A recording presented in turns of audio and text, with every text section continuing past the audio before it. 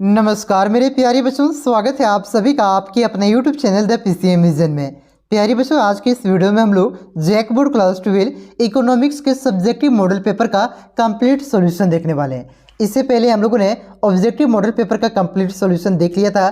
अगर आपने उस वीडियो को नहीं देखा है तो नीचे डिस्क्रिप्शन में प्लेलिस्ट का लिंक दिया हुआ है, आप लोग उससे वहां से जा करके देख सकते हैं। तो चलिए शुरू करते हैं और डिस्कस करते हैं एक एक करके सारे प्रश्नों को। लेकिन यहाँ पे उससे पहले कुछ समय निर्देश दिया गया है, उसको हम लोग देख लेते हैं बच्चों।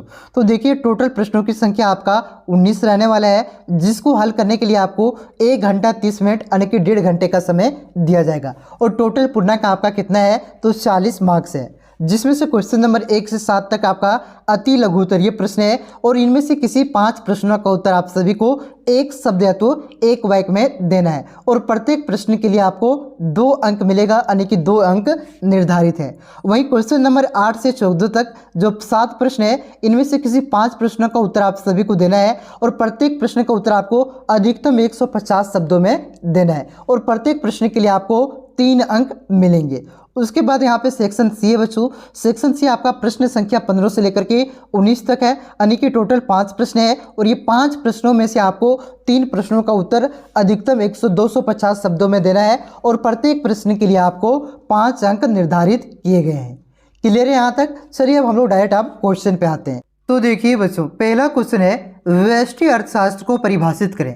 ये क्वेश्चन आपका काफ़ी ज़्यादा इंपॉर्टेंट क्वेश्चन है और ये बार बार बोर्ड एग्जाम में पूछा जाता है। देखिए समझिएगा, व्यष्टि अर्थशास्त्र की उस शाखा को कहते हैं जिसके अंतर्गत व्यक्तिगत इकाइयों यानी कि छोटी छोटी इकाइयों का अध्ययन किया जाता हो। जैसे किसी खास व्यक्ति का अध्ययन हो, किसी खास वस्तु का अध्ययन हो, और तो किसी खास फर्म या तो उद्योग का अध्ययन हो। इस सभी का अध्ययन किसके अंतर्गत करते हैं? व्यष्टि अर्थशास्त्र के अंतर्गत किया जाता है। तो वही यहाँ पे आपका लिखा हुआ है कि व्यष्टि या सूक्ष्म अर्थशास्त्र की वह शाखा है जिसमें व्यक्तिगत इकाइयों का अध्ययन किया जाता है। जैसे एक उपभोक्ता का अध्ययन हो, अतो एक उत्पादक का अध्ययन हो, अतो एक फर्म का अध्ययन हो। इन सभी का अध्ययन किसके अंतर्गत करते हैं? व्यष्टि अर्थशास्त्र के अंतर्गत करते हैं। अगर पूछे समष्टि अर्थशास्त्र, तो समष्टि अर्थशास्त्र के अंतर्गत बड़े बड़े क्षेत्रों अतो किसी देश की अर्थव्यवस्था का अध्ययन किया जाता है। जैसे किसी देश का राष्ट्रीय आय का अध्ययन हो, अतो किसी देश के रोजगार का स्तर का अध्ययन हो। इन सभी का अध्ययन किसके अंतर्गत किया जाता है? समष्टि अर्थशास्त्र के अंतर्गत किया जाता है। तो यहाँ से आपका व्यष्टि अर्थशास्त्र और समष्टि अर्थशास्त्र ये दोनों आपका क्लियर हो गया होगा। चलिए आते हैं अगले क्वेश्चन की ओर। अगला क्वेश्चन है कि बाजार से आप क्या समझते हैं? तो देखिए बच्चों, हम लोग साधारण बोलचाल की भाषा में क्या कहते हैं कि जहाँ पे वस्तुएं खरीदी एवं बेची जाती है उसे क्या कहते हैं? बाजार कहते हैं। लेकिन ये जो वर्तमान में है ना, आपका बाजार शब्द काफ़ी व्यापक हो चुका है, क्योंकि लोग क्या करते हैं, घर बैठे किसी वस्तु को बेच लेते हैं ऑनलाइन और किसी वस्तु को ऑनलाइन आसानी से खरीद लेते हैं। तो अब क्या कहेंगे कि वह सारा स्थान जहाँ पे क्रेता हो यानी कि खरीदने वाले और विक्रेता यानी कि बेचने वाले में प्रत्यक्ष एवं अप्रत्यक्ष किसी भी प्रकार का संबंध हो, उसे क्या कहेंगे? बाजार कहेंगे। क्लियर है? उसके बाद अगला क्वेश्चन है बच्चों कि एकाधिकार का अर्थ लिखिए। तो देखिए, एकाधिकार अंग्रेजी भाषा के मोनोपोली का हिंदी रूपांतरण है, जो खुद लैटिन भाषा के मोनो जिसका मतलब एक होता है और पोली जिसका मतलब होता है नियंत्रण से मिलकर के बना हुआ है, जिसका शाब्दिक अर्थ क्या होता है? एक व्यक्ति का अधिकार। अर्थात एकाधिकार का मतलब क्या होता है? एक व्यक्ति का अधिकार। अगर पूछे आपको एकाधिकार बाजार से आप क्या समझते हैं, तो ऐसे बाजार को एकाधिकार बाजार कहते हैं जिसमें एक व्यक्ति का अधिकार हो। क्लियर है बच्चों? उसके बाद देखिए, अगला क्वेश्चन है कि एकाधिकार में कीमत एवं सीमांत लागत के बीच कैसा संबंध होता है? तो देखिए बच्चों, एकाधिकार बाजार में क्या होता है? कीमत और सीमांत लागत के बीच जितना ज़्यादा अंतर होगा उसको उतना ही ज़्यादा फायदा होगा। ठीक है, तो वही यहाँ पे लिखा हुआ है कि कीमत तथा सीमांत लागत के बीच का अंतर जितना अधिक होगा, एकाधिकारिक शक्ति उतनी अधिक होगी। मतलब एकाधिकार बाजार वाले को उतना ही अधिक फायदा होगा। इसके विपरीत यह अंतर जितना कम होगा उतना ही एकाधिकारिक शक्ति का स्तर भी कम होगा, उतना ही कम फायदा होगा। मतलब है कि वो क्या करना चाहेगा बच्चों? मार्जिनल कॉस्ट से यानी कि सीमांत लागत से कीमत को हमेशा वो ज़्यादा रखना चाहेगा, यानी कि जो आपका पी है बच्चों वो ज़्यादा होगा एमसी का। ठीक है, तो वही यहाँ पे आपका लिखा हुआ है, अर्थात पी क्या होगा? एमसी के से बड़ा होगा। क्लियर है? उसके बाद देखिए अगला क्वेश्चन है कि आर्थिक एजेंट से आप क्या समझते हैं, उदाहरण दीजिए। तो देखिए बच्चों, आर्थिक इकाई अथवा आर्थिक एजेंट से हमारा तात्पर्य उन व्यक्तियों तथा संस्थाओं से है जो आर्थिक निर्णय लेते हैं, यानी कि जो क्या उपभोग करना है, क्या विनियोग करना है, ठीक है, क्या उत्पादन करना है, ये सब क्या है आपका आर्थिक क्रिया है। तो इस पर जो निर्णय लेते हैं उसी को क्या कहते हैं, आर्थिक एजेंट कहते हैं। तो उदाहरण यहाँ पे दिया हुआ है उपभोक्ता, जो निर्णय लेता है कि क्या और कितना उपभोग करना है। उत्पादक, ये भी आपका आर्थिक एजेंट है, जो क्या निर्णय लेता है कि क्या उत्पादन करना है और कितना उत्पादन करना है। क्लियर है बच्चों। तो आर्थिक एजेंट कौन कौन होते हैं, जो आर्थिक क्रियाओं पर निर्णय लेते हैं। जैसे उपभोक्ता, उपभोग करने वाला उपभोक्ता हो गया आपका, उत्पादन करने वाला उत्पादक हो गया आपका, ठीक है। ये सब क्या है आपका आर्थिक एजेंट है। उसके बाद देखिए अगला क्वेश्चन है कि सरकारी बजट से आप क्या समझते हैं। तो देखिए बच्चों, सरकारी बजट आने वाले वित्तीय वर्ष के लिए सरकार की अनुमानित प्राप्तियां एवं व्यय का एक वार्षिक विवरण होता है, यानी कि सरकार के द्वारा जो बजट पेश किया जाता है उसमें क्या होता है कि उसको एक साल में कितना इनकम प्राप्त होने वाला है, कितना राजस्व प्राप्त होने वाला है और वो उसका खर्च किस प्रकार से करने वाला है, उसका क्या होता है अनुमानित विवरण होता है, ठीक है। उसी को क्या कहते हैं, सरकारी बजट कहते हैं। तो आप इसको दूसरे शब्दों में लिख सकते हैं कि या यूं कहें कि किसी एक वित्तीय वर्ष में सरकार की आय यानी कि उसके इनकम कितना उसको पैसा कमाने वाला है और व्यय यानी कि वो कितना खर्च करने वाला है कि आकलन को क्या कहते हैं, बजट कहते हैं। क्लियर है बच्चों। उसके बाद अगला क्वेश्चन है बच्चों कि आयात प्रतिस्थापन का क्या तात्पर्य है। तो सबसे पहले हम लोग ये समझते हैं कि आयात का मतलब क्या होता है। जो हम लोग दूसरे देश से किसी भी वस्तु को मंगाते हैं बच्चों, उसी को क्या कहते हैं, आयात कहा जाता है। और प्रतिस्थापन का मतलब क्या होता है, हटाना, यानी कि जो भी वस्तु हम लोग दूसरे देश से मंगाते हैं उसको हटा करके उस वस्तु का अपने देश में उत्पादन करना ही क्या कहलाता है, आयात प्रतिस्थापन कहलाता है। तो वही यहाँ पे आपका लिखा हुआ है कि आयात प्रतिस्थापन का अर्थ आयात की जाने वाली वस्तुओं का देशी उत्पादन के द्वारा प्रतिस्थापन करना है। अर्थात जो भी वस्तु हम विदेश से मंगाते हैं उन्हें अपने देश में ही उत्पादित करना क्या कहलाता है, आयात प्रतिस्थापन कहलाता है। इसमें क्या होता है बच्चों, इससे हमारी जो विदेशी मुद्रा होती है इसमें बचत होता है, यानी कि कोई भी किसी भी वस्तु को अगर हम दूसरे देश से मंगाते हैं तो उसे क्या देना पड़ता है, पैसा देना पड़ता है। इससे हमारे देश में क्या होती है, विदेशी मुद्रा में क्या होती है, कमी होती है, ठीक है। अगर हम अपने देश में ही उत्पादन करेंगे तो दूसरे देश को पैसा नहीं देना पड़ेगा और क्या होगी, हमारी जो विदेशी मुद्रा है बढ़ेगी, उसमें बचत होगा। क्लियर है बच्चों। उसके बाद देखिए अगला है आपका सेक्शन बी।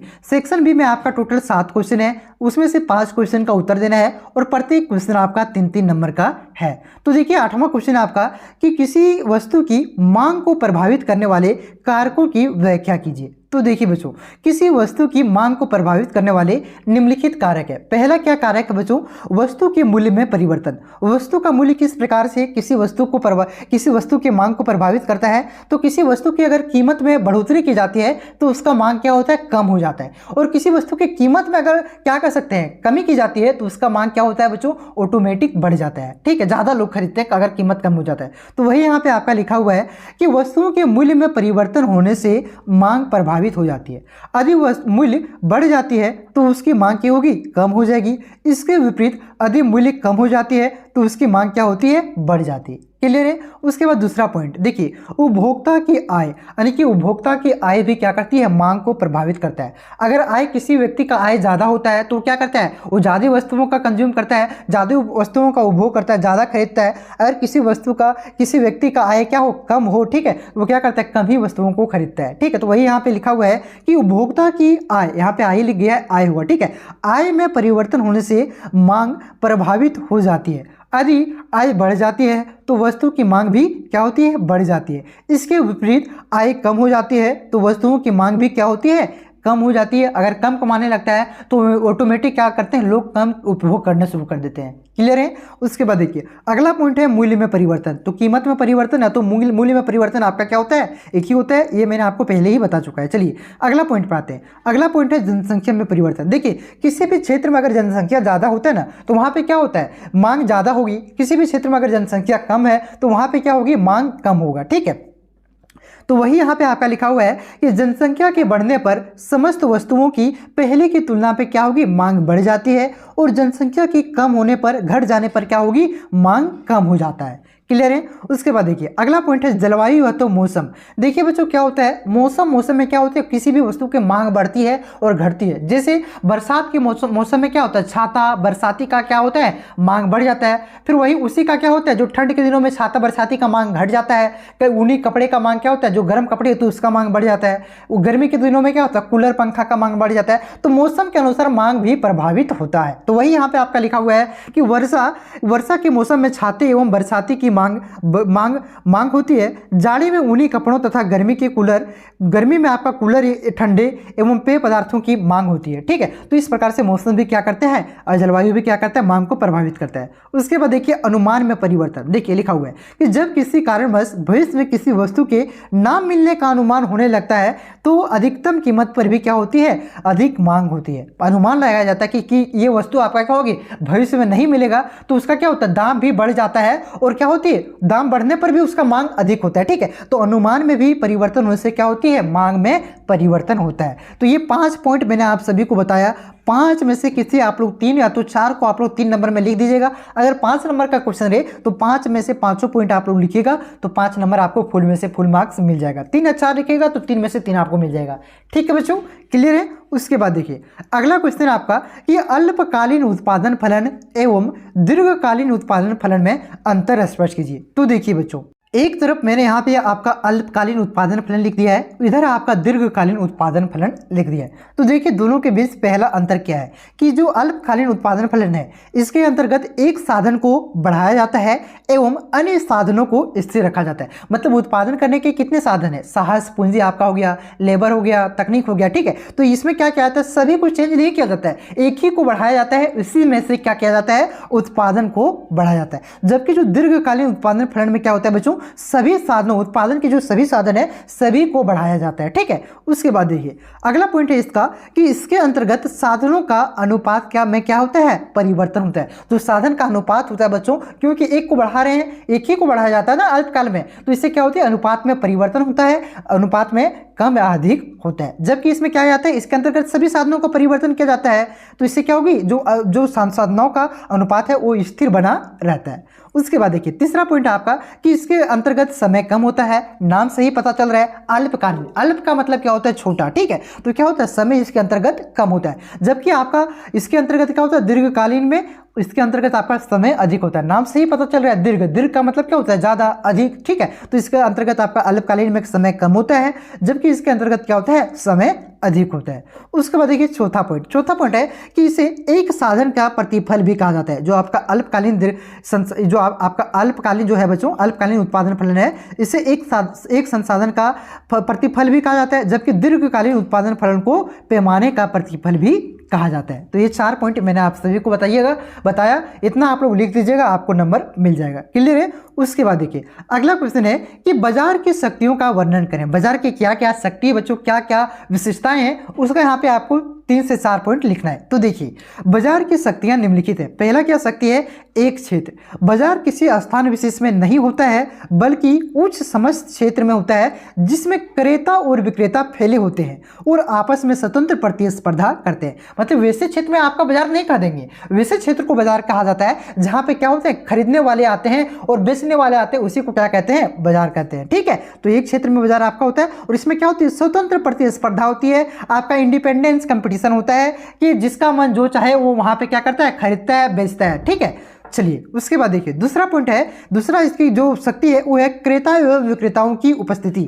देखिए हर जगह आपका क्रेता और विक्रेता नहीं होता है, सिर्फ बाजार में ही होता है, खरीदने वाले और बेचने वाले होते हैं। ठीक है, तो वही लिखा हुआ है कोई भी क्षेत्र बाजार तभी कहलाएगा जब इस क्षेत्र में क्रेता एवं विक्रेता दोनों ही की उपस्थिति होती है। इन दोनों से ही में से ही एक की उपस्थिति नहीं होने पर क्या होगी, वह क्षेत्र आपका बाजार नहीं कहलाएगा। अगर आपका कहीं पे बाजार नहीं, मतलब कहीं पे आपका खरीदने वाला है ही नहीं, सिर्फ बेचने वाला है, तो उसे बाजार नहीं कहेंगे। तो सिर्फ कहीं पे खरीदने वाला है, बेचने वाला नहीं है, तो उसे बाजार नहीं कहेंगे बच्चों। यानी कि आपका क्रेताओं और विक्रेताओं दोनों की उपस्थिति होगा तभी उसी को बाजार कहेंगे। ये बाजार की दूसरी शक्ति है और विशेषता है। उसके बाद देखिए तीसरा आपका पॉइंट है कि एक वस्तु क्या हुआ, इसका मतलब कि अर्थशास्त्र में प्रत्येक वस्तु के लिए एक अलग बाजार होता है। जैसे गेहूं के लिए अलग बाजार होता है, चीनी के लिए अलग बाजार होता है, सब्जी के लिए एक अलग बाजार होता है। ये क्या हो गई, आपका बाजार की तीसरी शक्ति हो गई। उसके बाद चौथी है, देखिए वस्तु का एक मूल्य। बाजार में क्रेता और विक्रेता में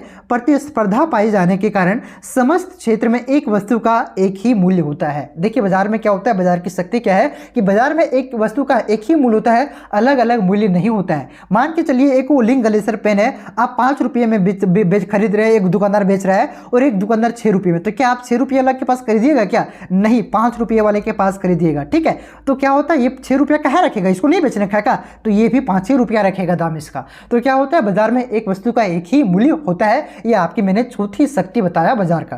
क्लियर है बच्चों, इतना लिखिएगा, आपको 3 नंबर मिल जाएगा। उसके बाद अगला क्वेश्चन है बच्चों कि राष्ट्रीय आय की गणना की उत्पाद विधि का वर्णन करें। यानी कि उत्पाद विधि के द्वारा किस प्रकार से राष्ट्रीय आय की गणना की जाती है, किस प्रकार से राष्ट्रीय आय को मापा जाता है, उसके बारे में यहाँ पे लिखना है। तो देखिए बच्चों, उत्पाद विधि वह विधि है जो एक लेखा वर्ष में देश की घरेलू सीमा के अंदर प्रत्येक उत्पादक उद्यम द्वारा उत्पादन में किए गए योगदान की गणना करके राष्ट्रीय आय को मापा जाता है। यानी कि घरेलू सीमा के अंतर्गत एक वर्ष में जितने भी वस्तुओं का उत्पादन किया जाता है उसकी गणना करके राष्ट्रीय आय को इस विधि के द्वारा मापा जाता है। इसके अंतर्गत प्राथमिक, द्वितीयक, तृतीयक किसी भी क्षेत्र को में की गई उत्पादन को शामिल किया जाता है। इसके अंतर्गत केवल अंतिम उपभोग की वस्तुओं को ही शामिल किया जाता है, मध्यवर्ती वस्तुओं को शामिल नहीं किया जाता है। आगे आपका सारा मैंने एग्जांपल दिया हुआ है, वहां पे आपको सारा क्लियर हो जाएगा, अगर बकाइए मत। देखिए आगे इसमें है कि उत्पाद विधि के द्वारा राष्ट्रीय आय की गणना में क्या होती है, दोहरी गणना, यानी कि 2 बार गिने जाने की संभावना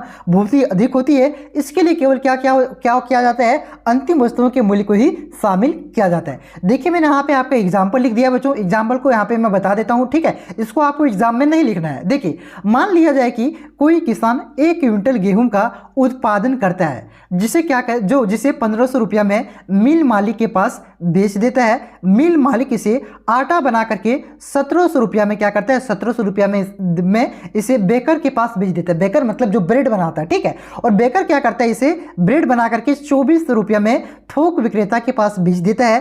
थोक विक्रेता इसे क्या करता है, 2500 रुपया में क्या करता है बच्चों, खुदरा विक्रेता के पास बेच देता है। अंत में खुदरा विक्रेता क्या करता है, 2700 रुपया में उपभोक्ता के पास बेच देता है। तो इसमें देखिए क्या हुआ, अंतिम क्या हुआ, जो 2700 रुपया हुआ ना, ये जो 2700 रुपया में जो आपका ब्रेड बिक रहा है ना, यही हुआ आपका अंतिम उपभोग की वस्तु हुआ। ठीक है, बाकी बात जो आपका गेहूं था, ठीक है, गेहूं को क्या मिल मालिक ने आटा बना करके बेचा, आटा भी आपका नहीं था, ये सब गेहूं में आटा क्या था, मध्यवर्ती वस्तु था। ठीक है, तो उसके कीमत को शामिल नहीं किया जाता है, अंतिम वस्तुओं की कीमत को शामिल किया जाता है। जिससे यहाँ पे हम लोग क्या करेंगे, जो उपभोक्ता के पास 2700 रुपया में ब्रेड आपका गया बच्चों, इसको ही शामिल करेंगे राष्ट्रीय आय की गणना में। क्लियर है बच्चों, मध्यवर्ती वस्तु किसे कहते हैं, जिसकी मदद से क्या किया जाता है, अंतिम वस्तुओं का निर्माण किया जाता है, उसी को मध्यवर्ती वस्तु कहते हैं। जिसे यहाँ पे हम लोगों ने देखा गेहूं, आटा, ये सब क्या था, मध्यवर्ती वस्तु। इसकी कीमत को हम लोग शामिल नहीं किया जाता है। जो इससे बनने वाली वस्तु होगी, जो अंतिम वस्तु होगी इससे बनने वाली, जिससे ब्रेड हो गया आपका, ठीक है, उसी को क्या किया जाता है, राष्ट्रीय आय की गणना में शामिल किया जाता है। उसके बाद अगला क्वेश्चन है बच्चों कि मुद्रा के किन्हीं 3 मुख्य कार्यों का उल्लेख करें। यानी कि मुद्रा के 3 मुख्य कार्य कौन कौन से हैं, उसके बारे में यहाँ पे लिखना है। तो देखिए बच्चों, मुद्रा के कार्य को मुख्यतः 3 भागों में बांटा गया है। पहला क्या, कौन से कार्य में आते हैं, प्राथमिक कार्य, दूसरा आपका गौण कार्य है, और तीसरा आपका क्या है, आकस्मिक कार्य। तो प्राथमिक कार्य के अंतर्गत कौन कौन से कार्य आते हैं मुद्रा के, गौण कार्य के अंतर्गत कौन कौन से कार्य आते हैं, आकस्मिक कार्य के अंतर्गत कौन कौन से मुद्रा के कार्य आते हैं, उसके बारे में यहाँ पे क्या करना है, उल्लेख करना है, वर्णन करना है। तो देखिए बच्चों, जो प्राथमिक कार्य है उसके अंतर्गत मुख्यतः 2 कार्यों को शामिल किया जाता है। पहला क्या है, विनिमय का माध्यम, माने कि लेन देन का माध्यम। मुद्रा का कार्य क्या है, प्राथमिक कार्य लेन देन। मुद्रा के माध्यम से हम लोग क्या करते हैं,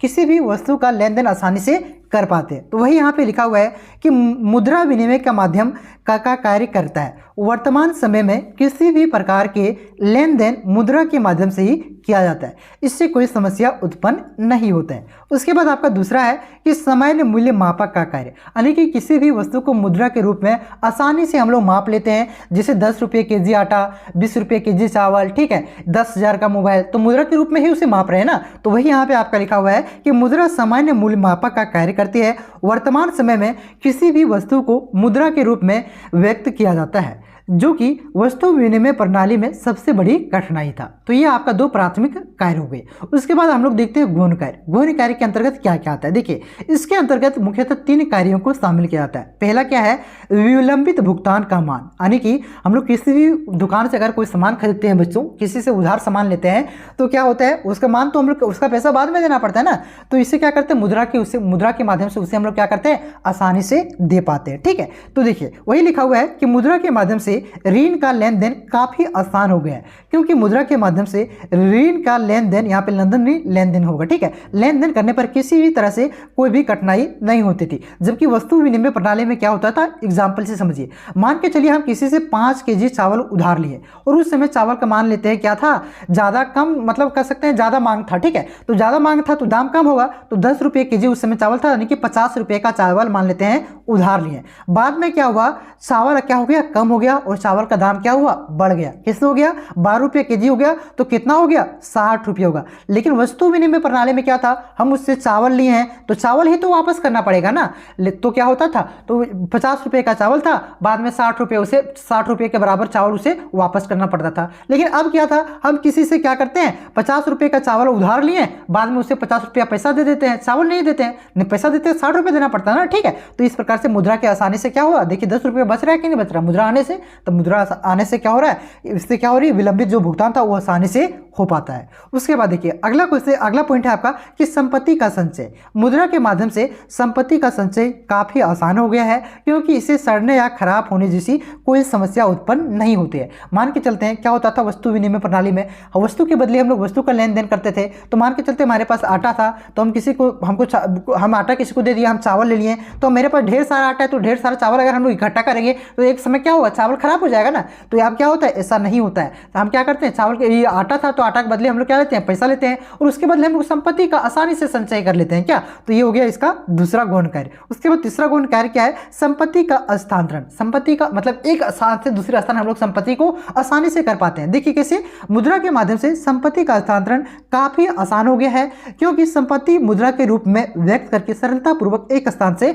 दूसरे स्थान तक ले जाते हैं। ठीक है, मान लीजिए कि आपका कहीं नौकरी लग गया, ठीक है, और यहाँ पे आपका संपत्ति है गांव में। अब गांव में आप रहना नहीं चाहते हैं, तो ये क्या, ये घर बार वहाँ ले जाइएगा क्या है, या तो कोई भी आपके यहाँ पे बेल उल है, ठीक है, बेल गाय है, तो उसको आप दूसरी जगह ले जाइएगा क्या, कि बहुत ही परेशानी होती है। तो क्या करते हैं, मुद्रा के रूप में उसे क्या करते हैं, बेच देंगे। ठीक है, और वहां से मुद्रा प्राप्त कर लेंगे और उस मुद्रा को एक स्थान से दूसरे स्थान ले जाएंगे, आसानी से ले जाएंगे। ठीक है, तो संपत्ति का हस्तांतरण एक स्थान से दूसरे स्थान आसानी से मुद्रा के रूप में किया जा सकता है। उसके बाद है आकस्मिक कार्य। आकस्मिक कार्य के अंतर्गत देखिए निम्न कार्यों को शामिल किया जाता है। पहला क्या है, साख का आधार। वर्तमान समय में बहुत ही अधिक मात्रा में चेक और ड्राफ्ट का प्रचलन है, जिसे मुद्रा के अभाव में जारी नहीं किया जा सकता। एक क्या है, साख का आधार, आपका ये पहला आकस्मिक कार्य हो गया। उसके बाद दूसरा संपत्ति की तरलता। दिन प्रतिदिन आवश्यकताओं को पूरा करने के लिए संपत्ति नगद के रूप में रखना आवश्यक हो गया है, जो कि मुद्रा के अभाव में जारी नहीं किया जा सकता। ये हो गया आपका दूसरा।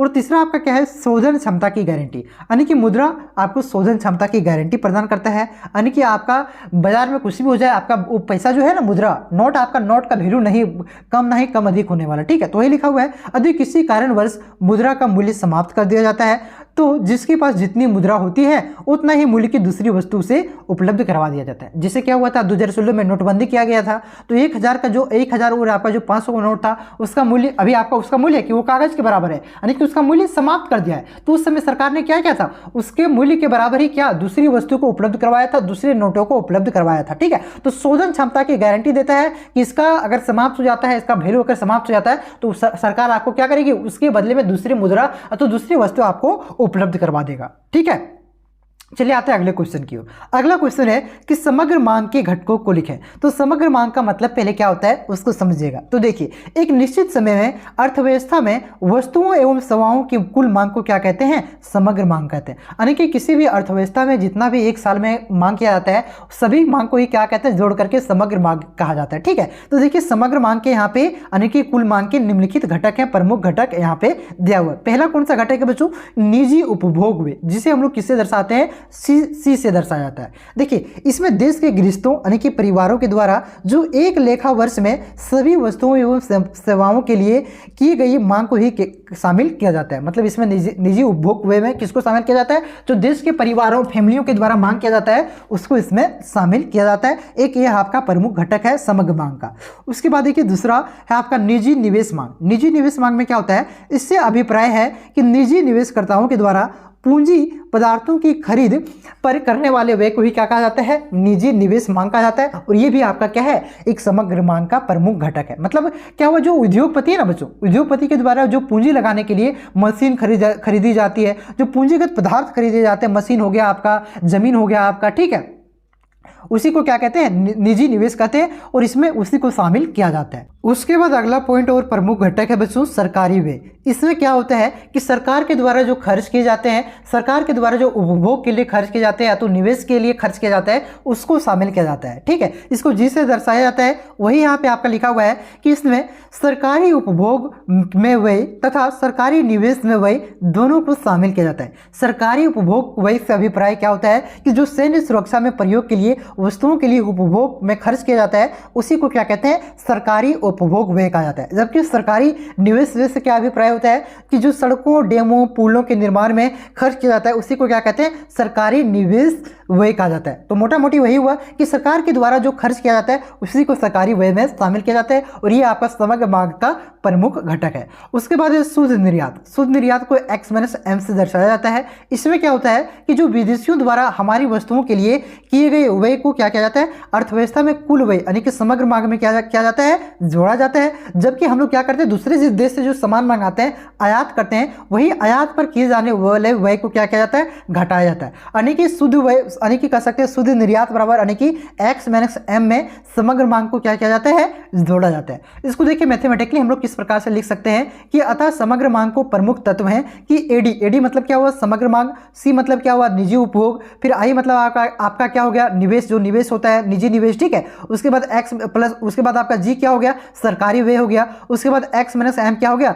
शुद्ध निर्यात हो गया। और ये जो आपका मैथमेटिकली मतलब लिख पा रहे हैं एक किसमें हो गया, खुली अर्थव्यवस्था में हो गया, यानी कि जो हमारे देश में विदेश से हम लोग लेन देन करेंगे उसमें हो गया, ठीक है। उसके बाद देखिए अगर हमारी जो अर्थव्यवस्था बंद है तब क्या हो जाएगा, सिर्फ आपका एडी बराबर क्या हो जाएगा, सी प्लस आई हो जाएगा, यानी कि निजी निवेश को और उपभोग को ही इसमें जोड़ा जाता है। और ये आपका बंद अर्थव्यवस्था यानी कि हम लोग विदेश से व्यापार नहीं करते तब, ठीक है। यहाँ पे आपका देखिए लिखा गया एडी बराबर समग्र मांग, सी बराबर निजी उपभोग व्यय, ठीक है, ये आपका लिखा हुआ है। चलिए उसके बाद देखिए अगला क्वेश्चन है आपका कि यदि एमपीसी का मान 0.75 है तो गुणक का मान ज्ञात करें। यानी कि के का मान यहाँ पे गुणक मतलब क्या होता है, के ही होता है, ठीक है, के से दर्शाया जाता है गुणक, तो के का मान यहाँ पे निकालने के लिए बोला जा रहा है। यानी कि आपका मैथ में 3 नंबर का क्वेश्चन बोर्ड एग्जाम में पूछा जाएगा गुणक से। बहुत ही आसान है बच्चों, आपका जितना पढ़ाए ना आगे आपको, ठीक है, जितना थ्योरी पढ़ाए ना उससे आसान यही वाला है। मैथ वाला अगर आप 2-3 को प्रैक्टिस कर लीजिएगा ना तो बहुत ही कम समय में और आसानी से अच्छा मार्क्स उठा सकते हैं, ठीक है। देखिए तो के यहाँ पे दिया, एमपीसी का मान कितना दिया हुआ है, 0.75 दिया हुआ है और के का मान आपको निकालना है। तो के बराबर हम लोग जानते हैं कि क्या होता है, के बराबर होता है 1/1 माइनस एमपीसी होता है। और एमपीसी का मान यहाँ पे कितना दिया हुआ है, 0.75। तो एमपीसी की जगह पर यहाँ पे हम लोग 0.75 रख दिए। तो एक में 0.75 को घटाएंगे तो कितना बचेगा, 0.25 बचेगा, ठीक है। और यहाँ पे देखिए 2 अंक के पहले यहाँ पे पॉइंट है तो क्या करेंगे, 2 यानी कि 2 को 0 ऊपर में बैठा देंगे तो कितना बन गया, 100 बन गया 2 0 बिठाने पर। और नीचे कितना बन गया, 25 बन गया। तो 25 चौका कितना होता है, 100 होता है, यानी कि 4 बार में कटेगा तो गुणक यानी कि जो के का मान होगा बच्चों वो 4 होगा। कितना आसानी से बन गया, 3 नंबर कितना लफड़ो नहीं है, 3 नंबर आसानी से उठा लिए, ठीक है। तो एग्जाम से पहले मैं आपको जितने भी मैथमेटिक्स के क्वेश्चन है, ठीक है, आगे आपका 5 नंबर में भी एगो है राष्ट्रीय आय से मैथमेटिक्स का क्वेश्चन, तो वहां पे मैं आपको आसानी से बताऊंगा एग्जाम से पहले उस टाइप के 5-6 क्वेश्चन आपको प्रैक्टिस करवाऊंगा जो कि बोर्ड एग्जाम में आने की संभावना रहेगा और आसानी से आप लोग यहाँ पे नंबर को उठा पाइएगा, ठीक है। तो आगे आपका वीडियो थोड़ा यहाँ पे लंबा हो रहा है, ठीक है। तो आगे हम लोग कल नेक्स्ट वीडियो में देखेंगे आपका सेक्शन सी को, जिसमें 5 क्वेश्चन को 5 नंबरिया क्वेश्चन को हम लोग डिस्कस करेंगे। तो चैनल पे नए हैं बच्चों, चैनल को सब्सक्राइब कर लें। वीडियो अगर आपको अच्छा लगा तो वीडियो को लाइक करें और दोस्तों में शेयर जरूर करें, ठीक है। इसका पीडीएफ आपको टेलीग्राम ग्रुप में मिल जाएगा आपका पार्ट 2 आने के बाद, ठीक है। चैनल को सब्सक्राइब कर लेंगे आप लोग, जैसे ही सब्सक्राइब करिएगा आपका जैसे भी मैंने आप दूसरा वीडियो अपलोड करूंगा इसका पार्ट 2 आप तक नोटिफिकेशन पहुंच जाएगा, ठीक है बच्चों। और भी सब्जेक्ट का हो चुका है सोल्यूशन जिसका लिंक नीचे डिस्क्रिप्शन में दिया हुआ है, आप लोग उससे वहां से जाकर के देख सकते हैं। और वीडियो आपको कैसा लगा एक बार कमेंट करके जरूर बताइएगा। ठीक है, चलिए मिलते हैं नेक्स्ट वीडियो में, तब तक के लिए जय हिंद, जय भारत, जोहार झारखंड।